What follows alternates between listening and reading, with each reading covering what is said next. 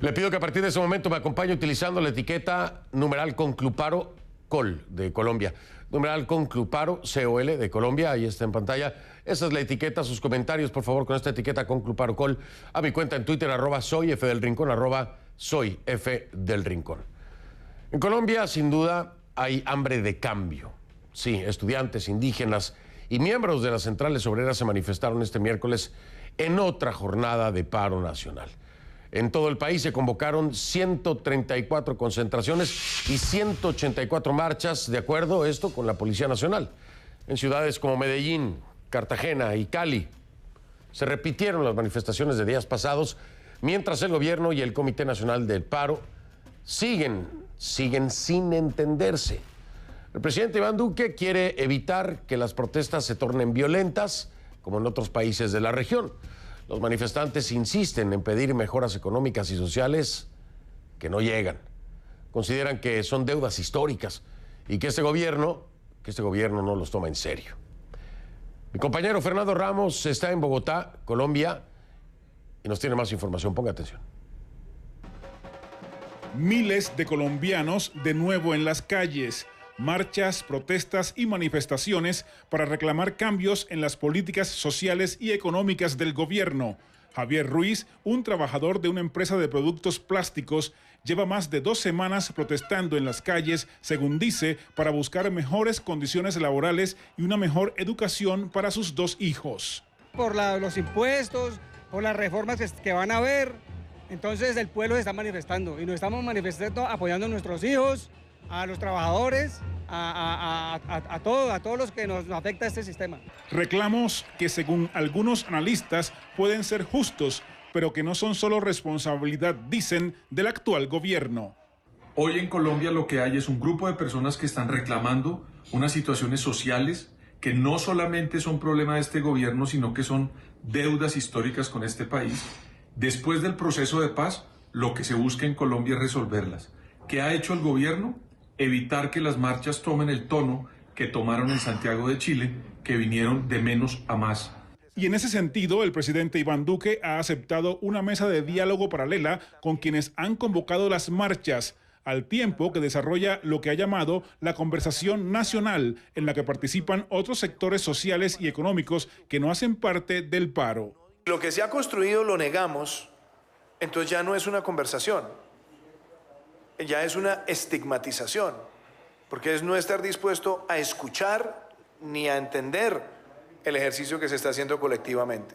Pero tras 2 reuniones con el gobierno para buscar una solución a la crisis, el Comité Nacional de Paro parece no estar dispuesto a ceder en sus peticiones. La diferencia gira en si esas conversaciones terminan en negociaciones de los puntos del pliego que presentó el Comité Nacional de Paro o si por el contrario se trata simplemente de que conversemos. El gobierno no nos está tomando en serio. Hicieron aprobar junto con las mayorías en el Congreso una reforma tributaria que era el primer punto del pliego de peticiones.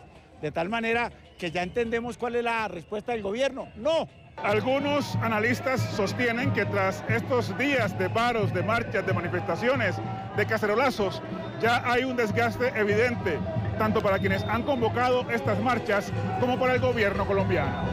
Una reciente encuesta del Centro Nacional de Consultoría muestra un país dividido frente a los paros.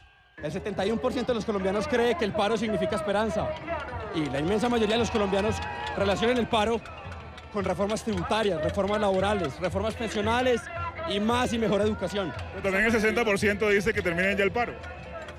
También es una posición válida, pero que termine el paro no significa que no quieran reformas. Los comerciantes, empresarios y gente del común que ve afectadas sus actividades cotidianas piden a las partes lograr un pronto acuerdo. Aquí se han visto muy afectadas las ventas, igual con esas marchas ha tocado salir muy temprano, madrugar, no encuentra trancón, no hay transporte. Prácticamente todos los comercios que están aquí tenemos el mismo problema, o nos toca cerrar mucho antes, el personal llega tarde. Este jueves se realizará una tercera reunión entre delegados del gobierno y el Comité Nacional de Paro. Para CNN, Fernando Ramos, Bogotá. Gracias a mi tocayo Fernando Ramos allá en Bogotá, Colombia, con la información. Vamos entonces con mi primer invitado esta noche.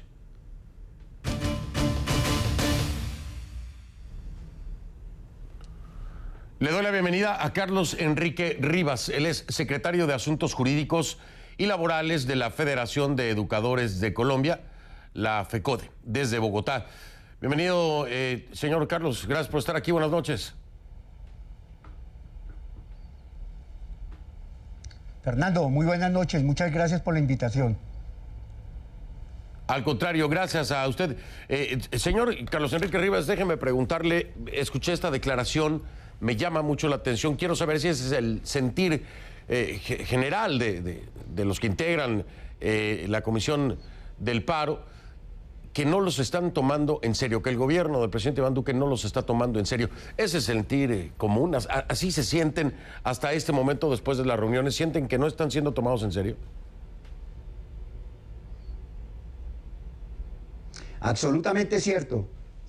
Sentimos que el gobierno no está respondiendo a las peticiones del pueblo colombiano y queremos decir que una sociedad que pierde el miedo es una sociedad valerosa, una sociedad que quiere transformaciones y cambios de carácter social.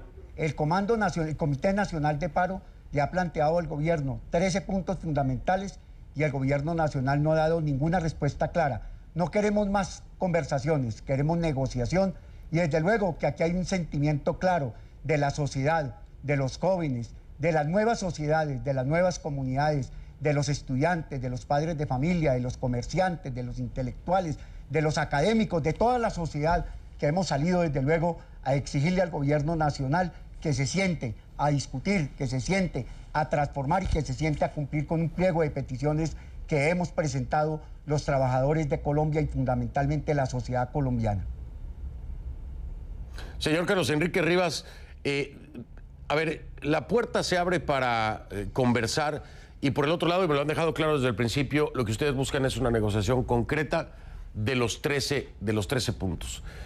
Hasta el momento, como usted lo dice, siente que no son tomados en serio y no se le ha dado respuesta a los 13 puntos del pliego petitorio que tienen que ver con reformas laborales, que tienen que ver con reformas de educación, que tienen que ver con reformas sociales, en fin, son varios los puntos.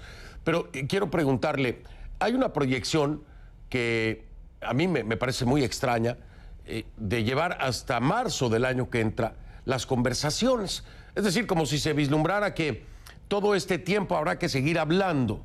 ¿Ustedes cómo interpretan esta propuesta de llevar conversaciones incluso hasta marzo del año que entra? Y en todo caso, ¿qué hacer si la posición del gobierno de Iván Duque sigue siendo la misma? ¿Continuarán ustedes con los paros o qué medida de presión ejercerán? Dígame primero lo de marzo, ¿qué le parece? Porque hasta ya se proyecta, al menos así lo ofrece el presidente Iván Duque. No, nosotros lo que creemos es que esa es una dilación del gobierno de plantear que hasta el mes de marzo van las negociaciones. Las negociaciones deben de ser de carácter inmediato.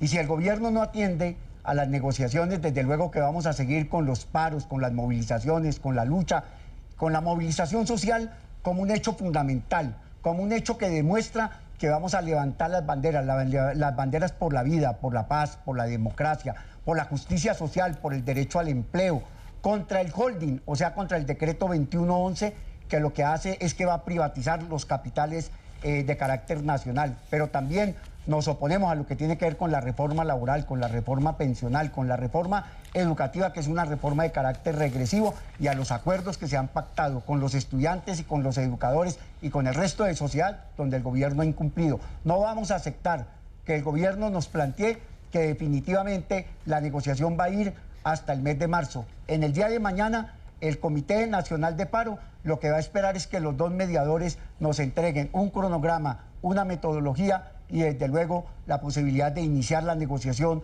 con el gobierno nacional. Aquí no aceptamos más dilación. Creemos que América Latina está prendida por la defensa de los intereses de la sociedad y desde luego por un buen vivir, que es lo que nos interesa. Aquí el Estado y el gobierno ha estado más importante de unos actos de violencia que han ocurrido y fundamentalmente los ha desarrollado, tenemos que decirlo, el ESMAD, ¿no es cierto?, que además de haber agredido a una mujer dándole un puntapié en la cara y con el asesinato de un estudiante, es la clara demostración de que el Estado tiene que responder a las necesidades vitales que tiene la sociedad y que no nos puede plantear que vamos a ir hasta el mes de marzo. Estamos decididos a mantenernos en paro de manera permanente si este gobierno no resuelve los 13 puntos que le hemos planteado, porque es una agenda de carácter social, y fundamentalmente también nos interesa el tema de la paz. La paz no la pueden volver trizas. En la paz también hay solución a una serie de problemas que tiene la sociedad colombiana, que tiene el pueblo. Y lo más importante, vuelvo y repito, perdimos el miedo. Y lo que tenemos es un clamor de lucha, de unidad nacional y de unidad popular para que la sociedad tenga mejores condiciones de vida, y los colombianos estamos mamados de pagar tantos impuestos que finalmente se los roban los señores de cuello blanco. Aquí en Colombia hay un nido de corrupción, y ese nido de corrupción es el que tiene en crisis a la sociedad colombiana, y este gobierno también es responsable de esa situación. Claro, aquí hay muchos temas a los que se refería el señor Carlos Enrique Rivas. Déjeme nada más aclararle a la audiencia qué es esto del holding, el holding financiero, que de hecho se está estructurando por parte del Ministerio de Hacienda y el Departamento de la Función Pública. Sería un grupo que se llamaría Financiero Nacional. Es prácticamente la privatización de Ecopetrol, ISA y Cenit, que son las electrificadoras regionales y empresas donde tiene una participación accionaria el Estado inferior al 50%. Así que este es uno de los puntos cuando hablaba el señor Carlos Enrique Rivas del holding. Ese es uno de ellos, pero hay muchos más, ¿no? Tiene que ver con jornadas laborales, tiene que ver con el pago parcial, por ejemplo, que lo ha descartado Iván Duque, ¿no? Que se les pagaría el 75% de un salario mínimo a los jóvenes, pues es completamente... irracional pensar que, imagínense, jóvenes que empiezan su vida laboral le paguen el 75%. Sobre esto Iván Duque se ha pronunciado, dice que eso no le parece. Reformas pensionales, por ejemplo. En fin, hay muchas más. Voy a regresar para puntualizar un poco en algunas de ellas con el señor Carlos Enrique Rivas, que me acompaña después de la pausa. Él es el secretario de Asuntos Jurídicos y Laborales de la Federación de Educadores de Colombia, la FECODE, desde Bogotá. Regreso con él y continuamos y puntualizamos algunas de las cosas que vienen precisamente en este pliego de 13 puntos que se presentan, pues para, ellos dicen, negociar con el gobierno de Iván Duque, y el gobierno de Iván Duque dice, para conversar. Desde ahí hay un desencuentro.